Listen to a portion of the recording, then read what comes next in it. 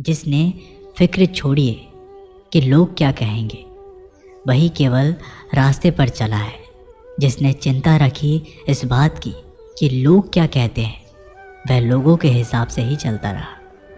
कामयाब होना है तो एक बात गांठ बांध लो, पाँव भले ही फिसल जाए लेकिन जुबान कभी नहीं फिसलनी चाहिए। परिवार को मालिक बनकर नहीं बल्कि माली बनकर संभालो, जो ध्यान तो सबका रखता हो पर अधिकार किसी पर नहीं जताता हो। श्री कृष्ण कहते हैं, कोई भी मौका दे तो उसे धोखा मत देना, और कोई धोखा दे तो उसे मौका मत देना। मिलावट का दौर है, हाँ में हाँ मिला दिया करो।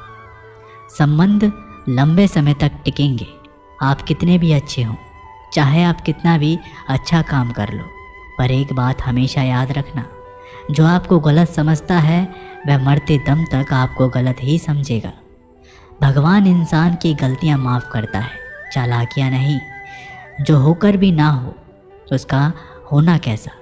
अगर रिश्ता बस नाम का हो तो फिर रोना कैसा। जितनी भी मेहनत करो कोई चीज़ हासिल नहीं होती। श्री कृष्ण कहते हैं, जो आपका है वो आपका ही रहेगा, चाहे उसे छीनने के लिए सारा संसार क्यों ना लग जाए।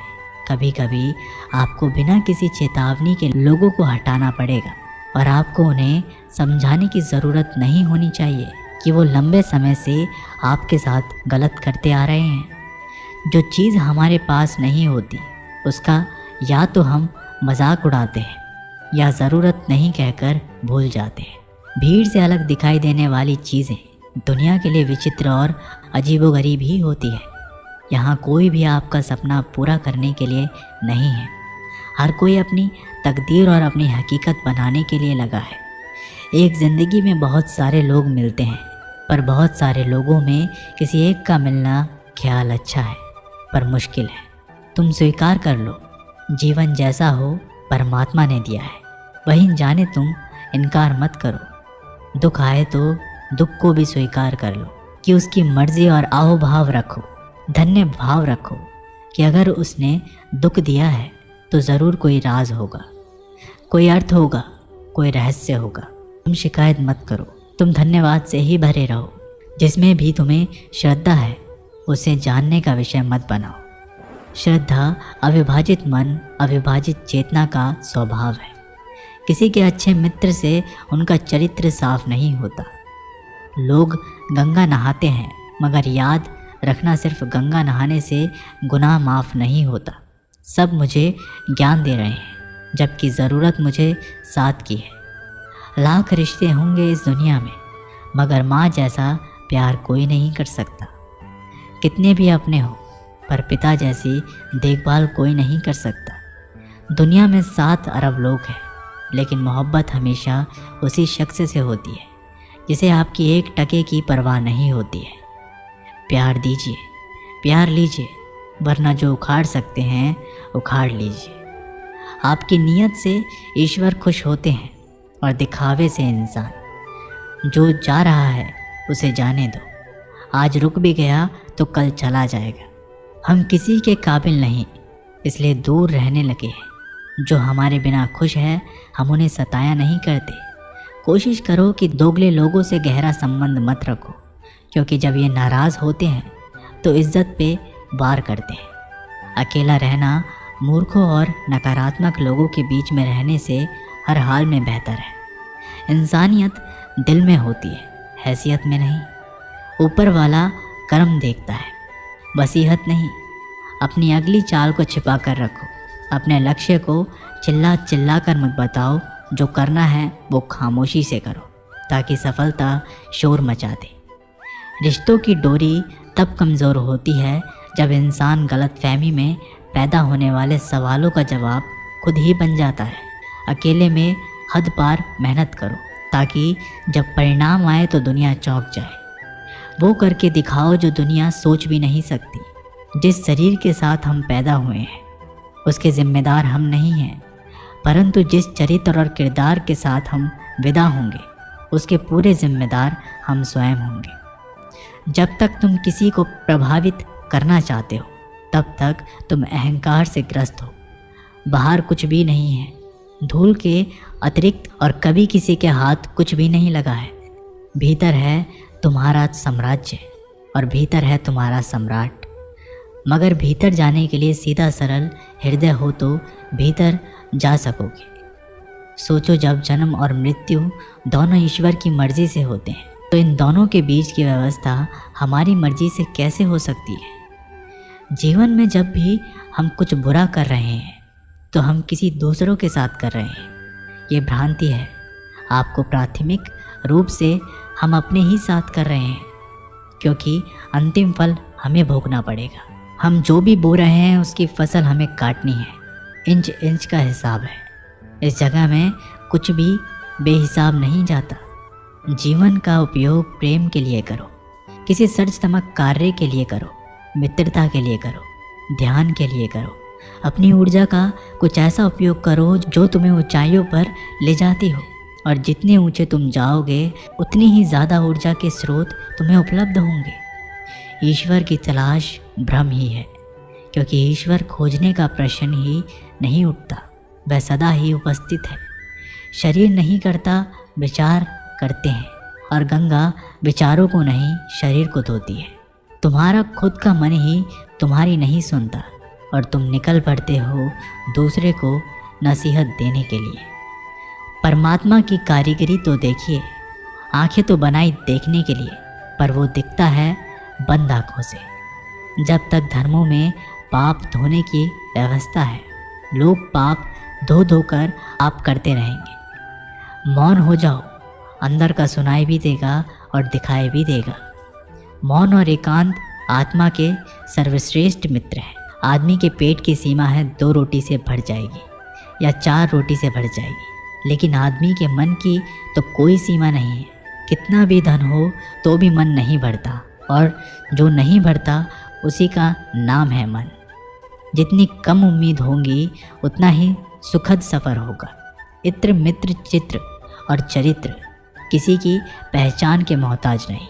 ये चारों अपना परिचय स्वयं देते हैं। जिसने ये फिक्र छोड़ी कि लोग क्या कहेंगे, वही केवल रास्ते पर चलेगा।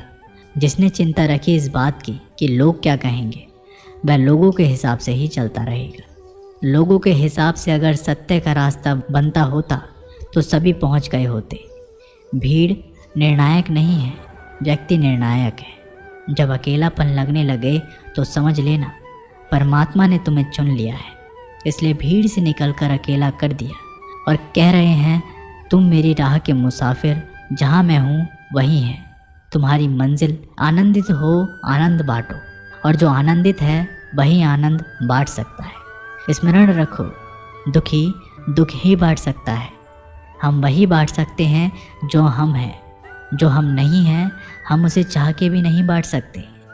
लोग क्या कहेंगे, लोग क्या सोचेंगे, अरे लोग हमारे बारे में क्या सोचते हैं ये भी अगर हम ही सोचेंगे तो फिर वो लोग क्या सोचेंगे।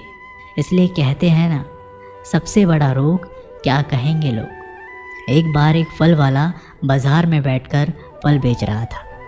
उसने अपने पीछे एक बोर्ड लगाया हुआ था जिस पर उसने चौक से लिख रखा था कि यहाँ ताज़े फल बेचे जाते हैं। एक ग्राहक ने उससे कहा, हमें मालूम है तुम यहाँ बैठे हो, वहाँ नहीं। इस लाइन में से, इस पंक्ति में से यहाँ मिटा दो। फल वाले ने शब्द मिटा दिया और अब बचा ताज़े फल बेचे जाते हैं। एक दूसरा ग्राहक बोला, हम जानते हैं तुम ताज़े फल बेचते हो, कुछ सड़े हुए थोड़ी ना बेचोगे, इसलिए इस वाक्य से ताज़े मिटा दो। फल वाले ने ताज़े भी मिटा दिया और बोर्ड पर बचा केवल फल बेचे जाते हैं। और तीसरा ग्राहक आया और कहने लगा कि पीछे क्या लिख रखा है, यहाँ बाज़ार में क्या मुफ्त में थोड़ी ना बांट रहे हो, चलो बेचे जाते भी मिटा दो। बेचारे फल वाले ने जो बचे कुछ शब्द थे वो भी मिटा दिए।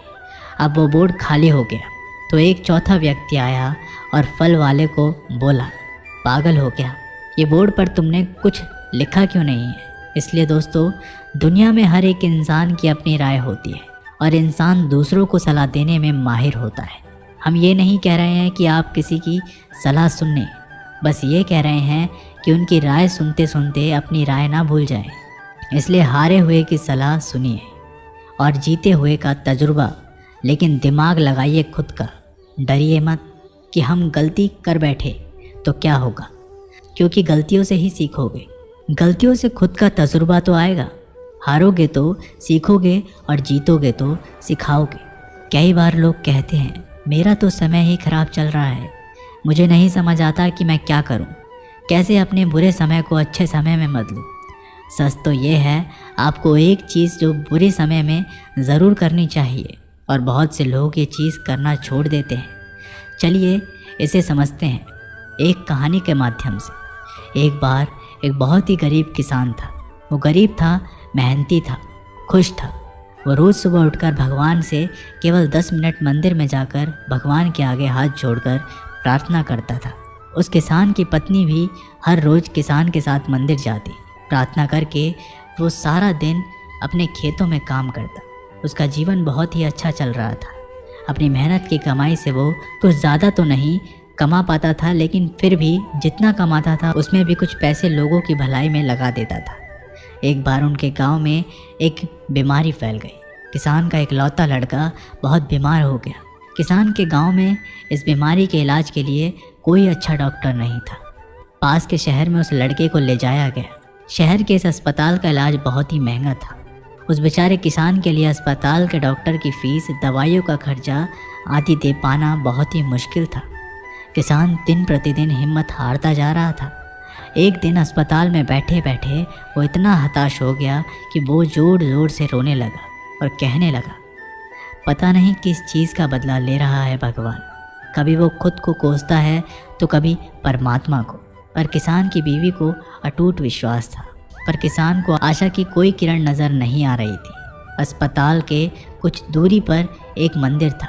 किसान की पत्नी उस मंदिर में हर रोज़ प्रार्थना करने जाती, पर किसान का दिल नहीं करता प्रार्थना करने को। डॉक्टर ने किसान से कहा उसके बच्चे के इलाज के लिए 10,000 की आवश्यकता है, पर किसान के लिए इतनी बड़ी रकम इकट्ठा कर पाना असंभव था।